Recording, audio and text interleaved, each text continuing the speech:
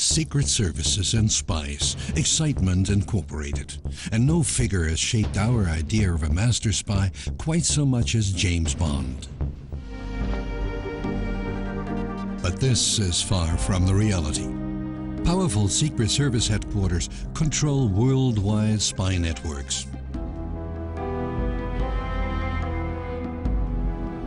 The 20th century, with its 2 world wars and 50-year power struggle between the 2 superpowers, the US and the Soviet Union, was the heyday of political espionage. Top spies influence history. Some see them as heroes, others as traitors. Some are driven by idealism, others by a lust for adventure or simple greed. Blackmail or love can also be motivating factors. Being a spy is not an easy business, especially if it goes on over a period of time, for the simple reason that you have to lead at least 2 lives, and probably more than that. One of the most famous spies in the period of the First World War was the legendary Mata Hari. Born in the Netherlands as Margaretha Gertruda Zelle, she was the daughter of a hat maker. She was married very young to John MacLeod, a considerably older colonial army officer, and went with him to Java and Sumatra. Here she became acquainted with Hinduism and with an Indian veil dance.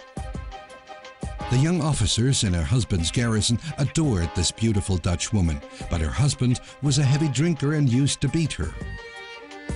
After returning to Europe, the couple separated. Lady MacLeod, as she called herself, moved to Paris, where she adopted the stage name Mata Hari, meaning Eye of the Day. In Paris, she performed her veil dances professionally on stage and soon became internationally famous. She had numerous lovers, including the German Crown Prince, or so she maintained.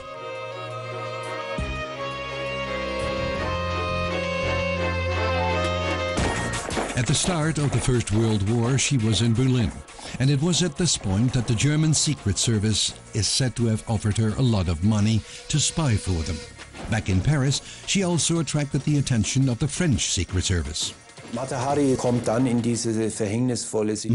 gets into this disastrous situation of being used as a spy by both sides, the Germans and the French, and is simply crushed between them. In order to finance her luxurious lifestyle, she was ready to use her frequent tours and close relationships with high-ranking officers to collect information and then sell it at top price to both sides. But she was finally unmasked and arrested by the French on February 17, 1917. The charge was high treason. There was naturally considerable fear of spies and betrayal, and it was to this atmosphere that poor Mata Hari fell victim. Counterintelligence is always under pressure to demonstrate success, and of course Mata Hari was someone who didn't conform to the moral principles of the time. Her trial by a military tribunal was a farce. Mata Hari made the impression of a woman without scruples, accustomed to making use of men. And this fitted in very well with the idea of a spying courtesan. Despite the lack of conclusive evidence, she was condemned to death for double agent activities and high treason. In the early hours of October 15, 1917, Mata Hari faced a firing squad in the Bois de Vincennes. She rejected a blindfold, and legend has it that just before the fatal shots, she blew the soldiers a kiss.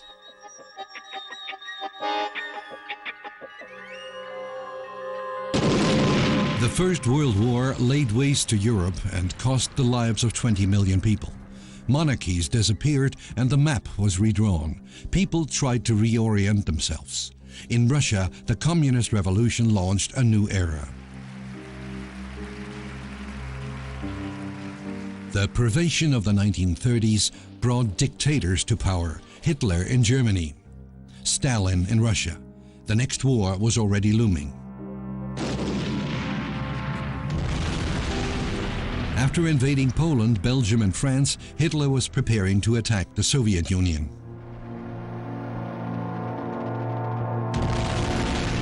Stalin was forewarned. From Japan, his master spy, Richard Zorge, supplied him with the exact date of attack. But Stalin didn't believe him. He regarded Zorge, who was German, as a double agent. Badly wounded in the First World War, Zorge had read Marx and Engels when lying in hospital. Later, while studying political science, he had taken part in the naval mutiny in Kiel. On completion of his studies, he joined the Communist Party.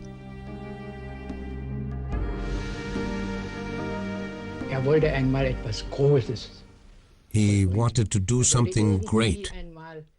He wanted to go down in history, to make his mark. It's typical, perhaps, that he once said to me, "Erich, can you imagine us dying in our beds? I can't."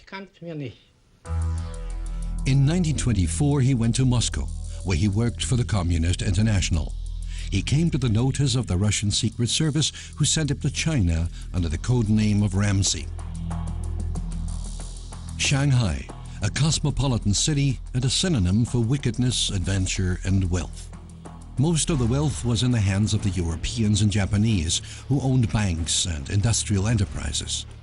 The exploitation of the Chinese workers and their miserable living conditions provided a breeding ground for revolutionary forces. China's Communist Party had taken up the struggle against the imperialists. Richard Zorge worked for the Frankfurter Zeitung newspaper, good cover for building up a network of communist agents. As a journalist, he could ask a lot of questions without being suspected of spying. Richard was good-looking. He had lots of charm and was very shrewd. You could see this quite quickly. He was full of irony and humor, but was sometimes sad too. Before his next mission, he was recalled to Moscow headquarters and to everyday life in the Soviet capital. Stalin was not yet the all-powerful dictator he was to become. In 1932, at a Comintern club, Zorge got to know his great love, the actress Katya Maximova, and married her. But he was soon to take his leave of her forever. In 1933, he traveled via Germany and the US to Japan. The Soviet Union was feeling under threat from this major Asian power. Once again, Zorge worked as a correspondent for the Frankfurter Zeitung. As an accredited journalist, he attended a number of diplomatic receptions and even maintained friendly relations with the German ambassador. Zorge's political analyses were much in demand, since he had access to diplomats, industrialists, military advisors, and newsmongers. He built up a network of informants, reaching into the highest echelons of Japanese government circles.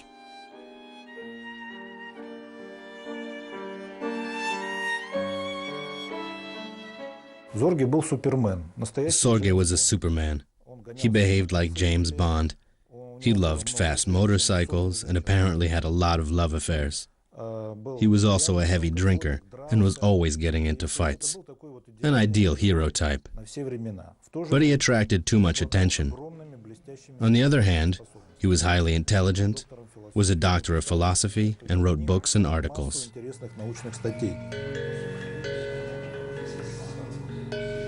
In Japan, he kept up his reputation as a lady killer. His lover, Hanako Ishii, known as Agnes, He was such a decent man, but when I wasn't around, he apparently drank a great deal. Even his record collection got all broken once through his lurching around. But when I was there, he had no need to drink. He was well aware of his genuine charm and his effect on women. They always wanted him to come to parties thrown by their husbands, so he got a lot of invitations. And this played a certain role in his work. I once asked him whether he had been involved with a lot of women, and he said, "Oh well, I can't help it."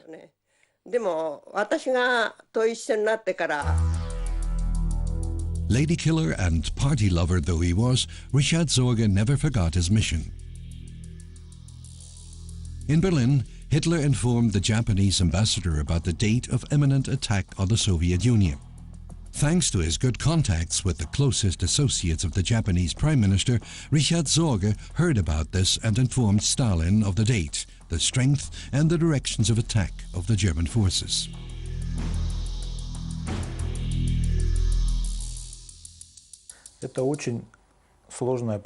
Why didn't Stalin believe Sorge? Quite simply, because he'd had 1,000 different reports on the possible start of the war. Further extremely vital information was provided to the Kremlin by Richard Sorge, namely that Japan would not, as feared, attack the Soviet Union in the east. Marshal Zhukov was thus able to withdraw his troops from Siberia in time to halt the German invasion 25 kilometers short of Moscow. The first major defeat for Hitler, but Japanese counterintelligence had become alerted to Sorge. The net was closing ever tighter around the master spy.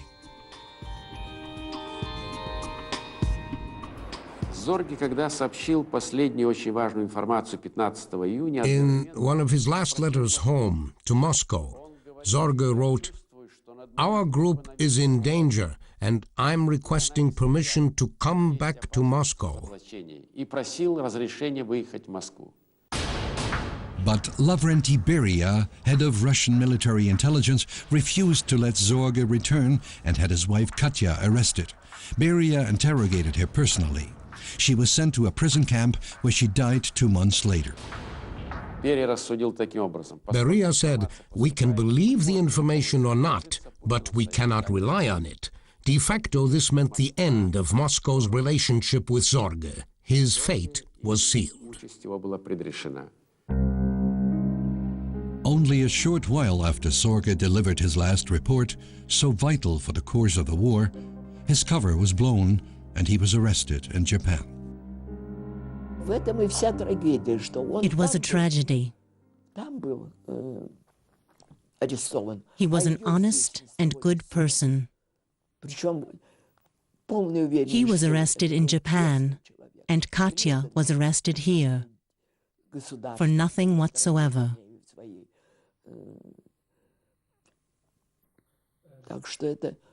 He remained loyal to his country right to the end.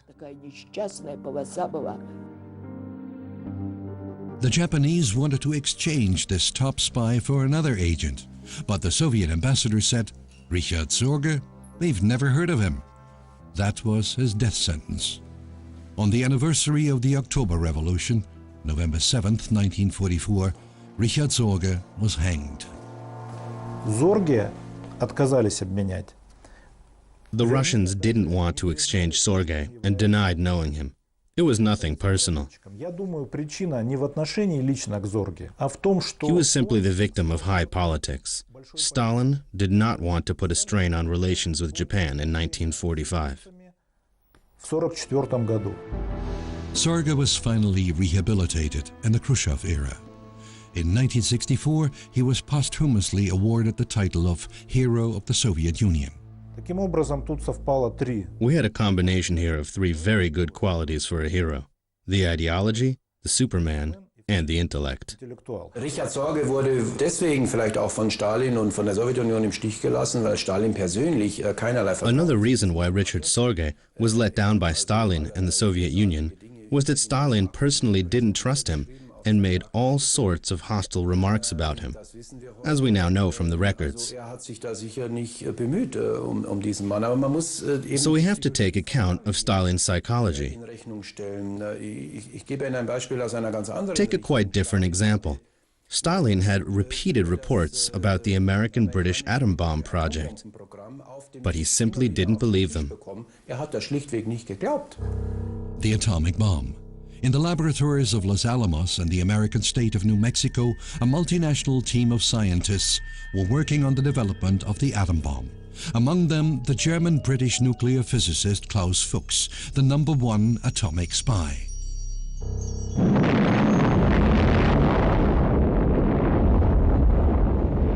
The woman who delivered the plans to Moscow, Ruth Werner. There's no doubt in my mind that she is the most important woman spy that there has ever been. And through her service of Klaus Fuchs, getting his secrets to Moscow, she helped to change the history of the world. Born in 1907, Ursula Ruth Kuczynski grew up in Berlin, one of 6 children in a well-to-do Jewish family. She became a member of the Communist Party at the age of 19.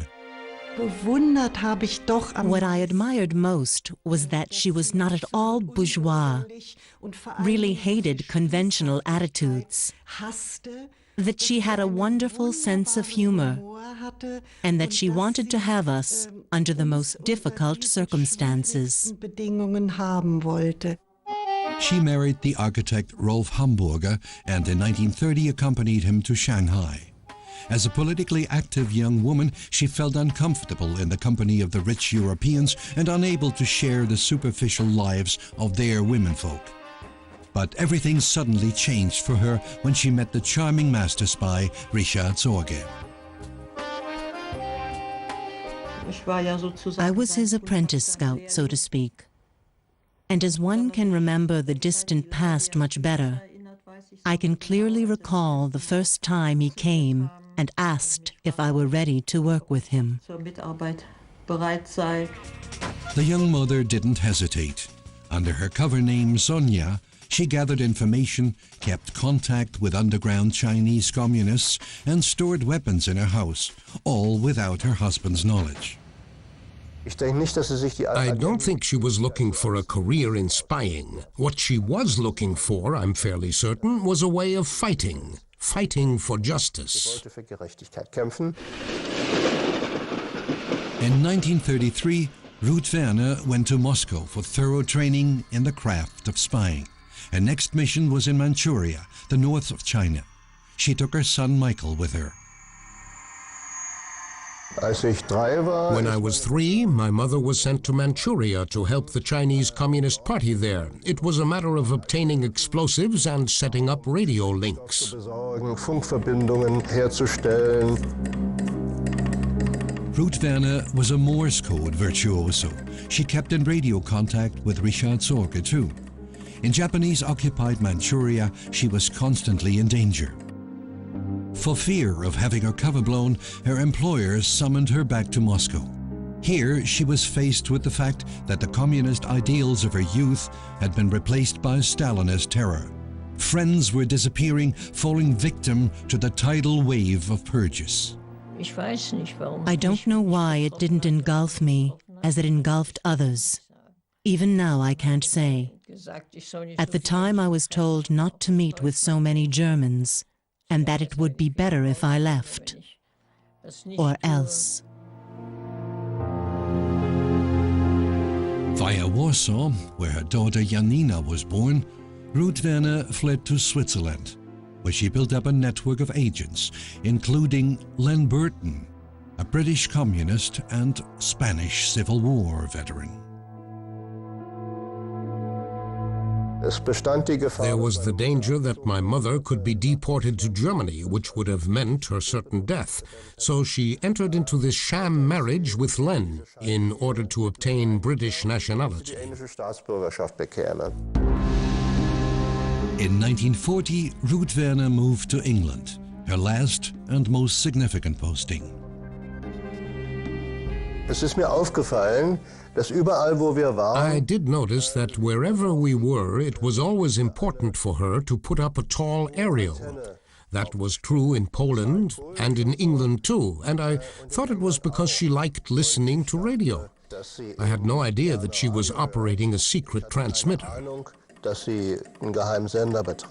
My mother was pathologically reserved about all these things.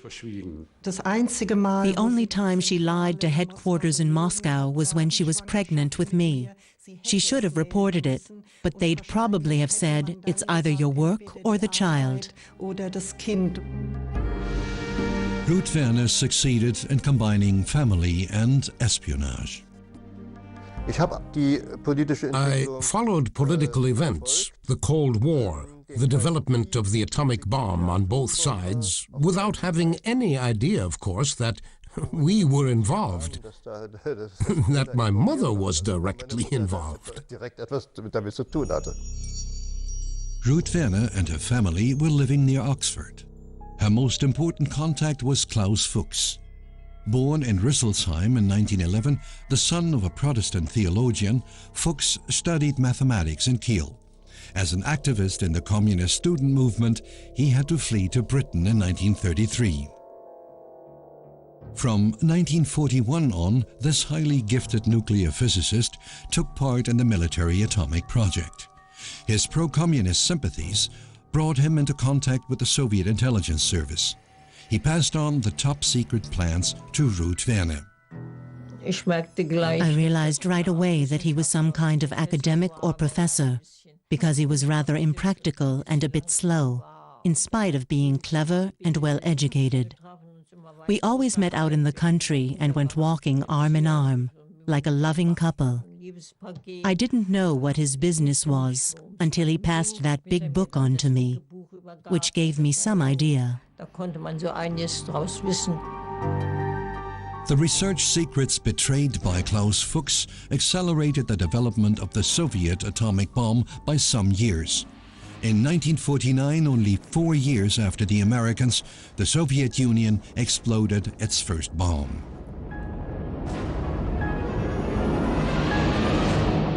One year later, Klaus Fuchs was exposed. And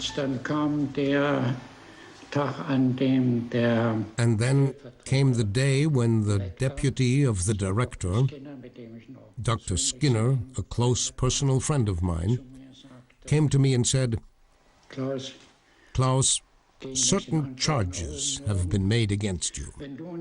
If you can assure us that there's no truth in them, we'll stand by you and fight this through together." That was a moment I wasn't prepared for. I should have been glad. But as an individual, I was suddenly faced with the problem of human relationships. Friends trusting each other so implicitly. And that's when I gave myself away. The arrest of the atomic spy Klaus Fuchs was a worldwide sensation. Thanks to luck and caution, Ruth Werner escaped discovery. In 1950, she moved with her family to East Germany and gave up her spying activities. 20 years were enough. I wanted to become a normal citizen of the GDR, to join the party and live like anyone else.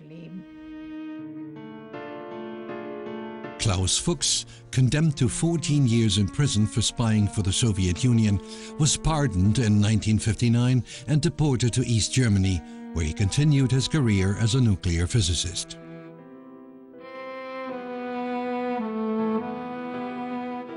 London, 1944. The city was the source of many reports about the West's atomic project, and they were accurate. Stalin did not just spy on his enemies, but also on his allies. In London, his informants came from the British upper classes and were all imbued with communist ideals. The head of the biggest spy ring operation against the West was also the head of British counterespionage, Kim Philby. Philby was probably the one who did the most destruction to Western intelligence. How was it that a young man from the privileged British upper class became a Soviet spy? Kim Philby read history and economics at Cambridge. The Great Depression of the 1930s was for many people proof that the old systems had had their day and that the future belonged to the communist vision of society. And this ideology found support particularly among the students at elite universities. The Soviet Secret Service was recruiting young people who belonged to their country's elite. The plan being that if these people had successful careers, they would achieve positions of influence and prove very useful. And the students recruited by the KGB, later known as the Cambridge Five, did have successful careers. Guy Burgess worked in the news department of the Foreign Office. Donald MacLean in the British Embassy in Washington. And the art historian Anthony Blunt was later even knighted. But the most significant career was that of Kim Philby, head of counter-espionage in MI6. He was a man of great charm, apparently. He had a stutter. He was a social animal. He drank a great deal of alcohol. He charmed the ladies. He had a number of marriages and affairs. He was a person who drew people to him and probably was very effective in his espionage role as a consequence. At the end of the Second World War, the Cambridge spy ring informed Stalin about the political intentions of the Allies. So he knew exactly how far he could go in the negotiations in Tehran and Yalta. He knew that the British and Americans would leave the countries of Eastern Europe to him. Istanbul, 1945. Things were getting dangerous for the Cambridge spies. A Soviet defector, Konstantin Volkov, wanted to change sides and offered the British embassy information about KGB top spies in their own ranks. He knew the names and was prepared to reveal them. But negotiations with Volkov were conducted by none other than the head of counter-espionage, Kim Philby. Philby's role was informing us that Volkov was ready to spill the beans. To his own people, he pretended to be suspicious and delayed the interrogation of Volkov, giving us time to undertake the necessary measures. The KGB reacted swiftly. Volkov disappeared without a trace. And Philby, although coming under some suspicion, was not exposed. Why wasn't his cover blown earlier? Well, this involves a factor that's difficult to assess: the solidarity of the British upper class. If you are one of us, so to speak, that's all anyone needs to know. Washington, 1947. President Truman inaugurated the CIA, the American Foreign Intelligence Service.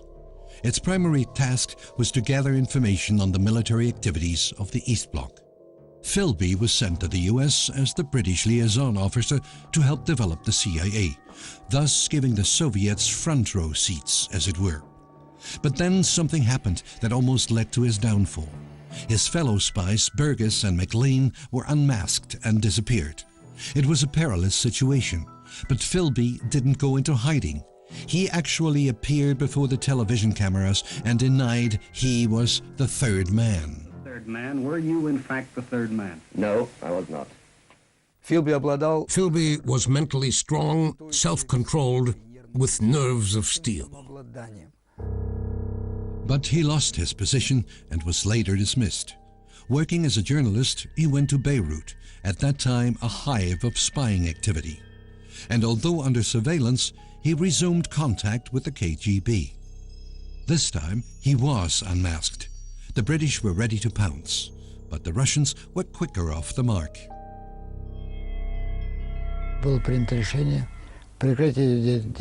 The decision was reached that he should cease his activity. Philby's situation had become critical. He was putting himself and us in great danger. It was time for him to retire to the country for which he had worked, the Soviet Union.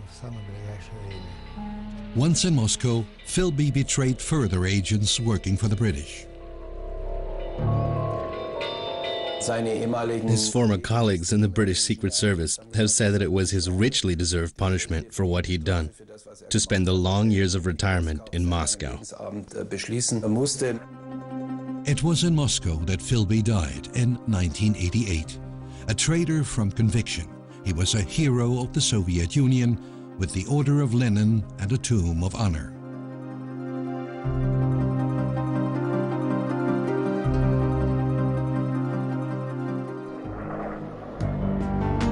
In Washington, the capital of the other superpower, a Soviet master spy was unmasked, who was no communist but a capitalist of the First Water.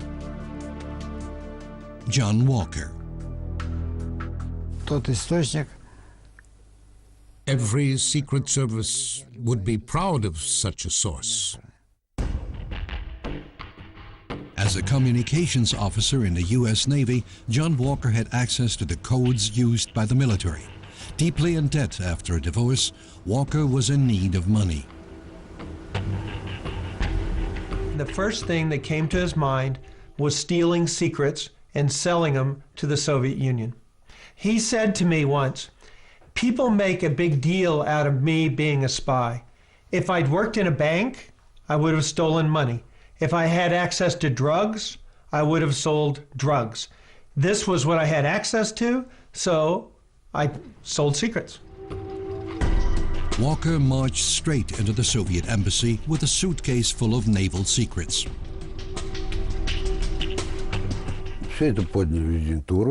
What he gave us in the embassy was so good, we thought it was fake. We checked it all very thoroughly, and we couldn't believe it.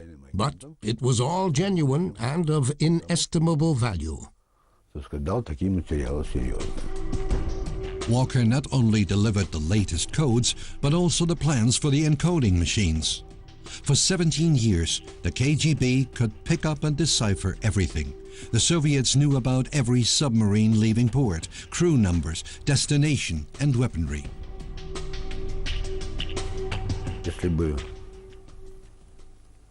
If there'd been a war between the USA and us, we'd have won it.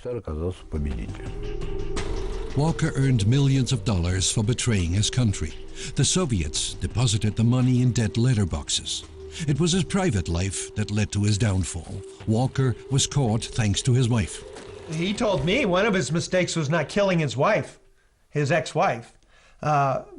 He did not give her money. For $10,000, he could have kept her quiet because she knew. She knew for years and years that he was a spy. In May 1985, she tipped off the FBI to follow Walker to a handover spot. This, his last action, stuck to the same routine he'd been following for years. Walker deposited his secret material in a garbage bag. It contained 128 highly sensitive naval documents. The FBI pounced. Walker was arrested, tried, and given a life sentence. Changing the encoding machines alone cost the government over $1 billion. Right after Walker was arrested, we had 7 other cases. Boom, boom, boom, boom, boom. And people went, what kind of society is this? And of course, all of them did it for money. There were no spies during that year who were doing it because they believed in communism. It was all cash, it was all greed. The unmasking of Aldrich Ames was one of the major spy cases that shook America. Ames began his career in the CIA as an ordinary employee. After postings in Turkey and Central America, he was made responsible for counterespionage and analysis of Soviet Secret Service activities. In 1985, he walked into the Soviet embassy in Washington and offered access to secret information in return for cash. Well, the reasons that I did what I did in April of 1985 were personal, banal, and amounted really to kind of greed and folly. Simple as that. His wife was a shopaholic and spent the money even faster than he could earn it through spying. For almost a decade, he betrayed the names of agents spying against the Soviet Union to the KGB and received almost $2.5 million, so it's said. In a short time, Ames destroyed the entire American network of agents in the Soviet Union. It was not until 1994 that this double agent was caught and arrested by the FBI, the end of an unscrupulous traitor. Shock, depression, instant recognition of, one's life flashes before one. A sense of things coming to an end, but no sense of relief. It's much more painful than that.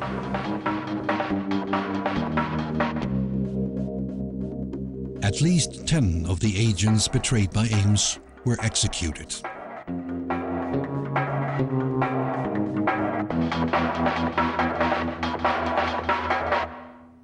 I knew quite well when I gave the names of our agents